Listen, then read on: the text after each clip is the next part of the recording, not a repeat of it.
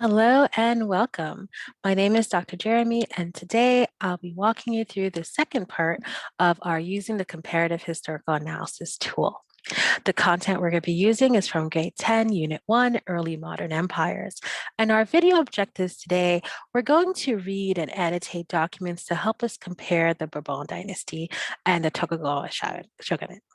In the last video, we went over the comparative historical analysis tool and the 5 steps. And I also mentioned that there's a step 0 that could really help us out. And while you can definitely compare and do this tool with your knowledge of world history, it's always good to have extra evidence. So today we're going to actually look at 2 documents to really help get that extra knowledge that we might need to compare the 2 empires. Okay, so like I mentioned before in the previous video, these 2 documents can be found in grade 10, unit 1, lesson 11.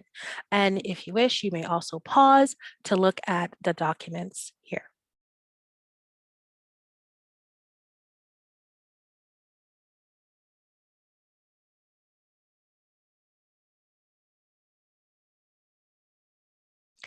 While you were looking at the documents, I hope that you annotated them as you read.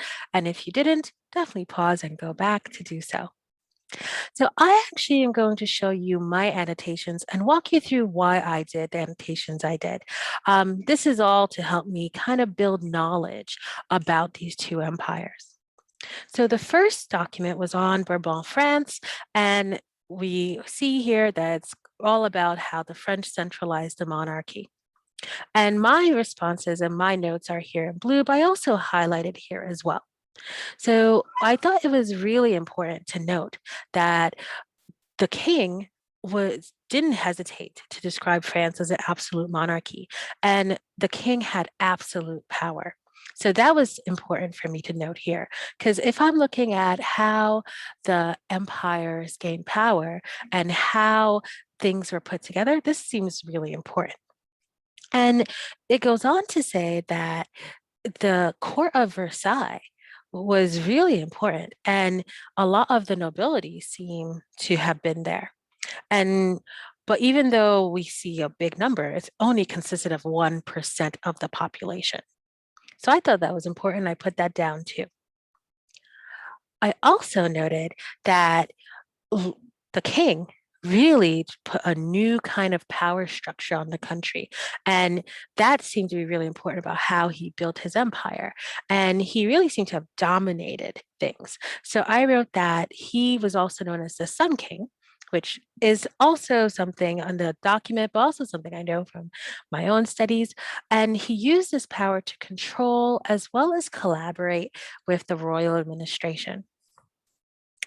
And what we also see here too is that he put in some new laws. Some of them were about taxing, some of it was about parliament and laws making and military organization. So I noted that as well. I thought that was pretty important to know about how King Louis really consolidated his power here.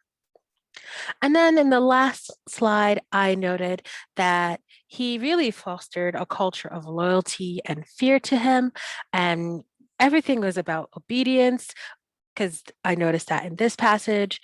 And I also noted that the nobles were pretty much observed and monitored. They were controlled while they were at Versailles. And a lot of their daily lives seemed to be pretty controlled by the king. So I made a note of that too, because it seemed really important for what Versailles really meant, but also how King Louis made his power absolute.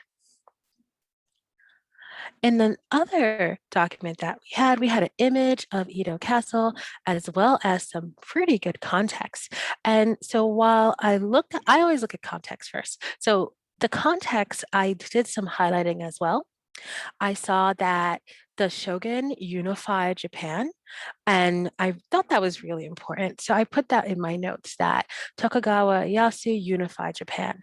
And I know from my previous studies, and this is where you could bring your knowledge of world history, I know from my previous studies that Japan was especially full of infighting from the domos who each wanted power. So the nobles each wanted power. And so I know that this was definitely something that was important, this unification of Japan under the Tokugawa. And I also see that he made Edo Castle his base in the early 1600s. So I thought that was really important. And then as I read on, I saw that Tokugawa really required all his nobles, the domos, to really to keep them in check to either pay or supply labor for rebuilding and expanding Edo Castle. So there is a lot of control here based on even the creation of this castle.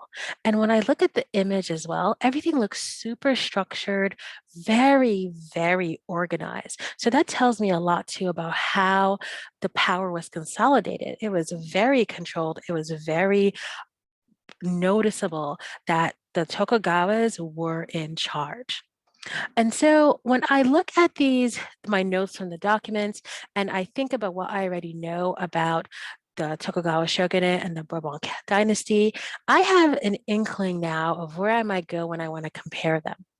So in our next video, we're actually going to use the evidence from our readings and then our knowledge of world history to really start our comparative analysis. We're going to gather information in step one using what we already know, and then we're going to try to group what we know into step two. All right, I cannot wait to see you for the next video, and we'll see you there.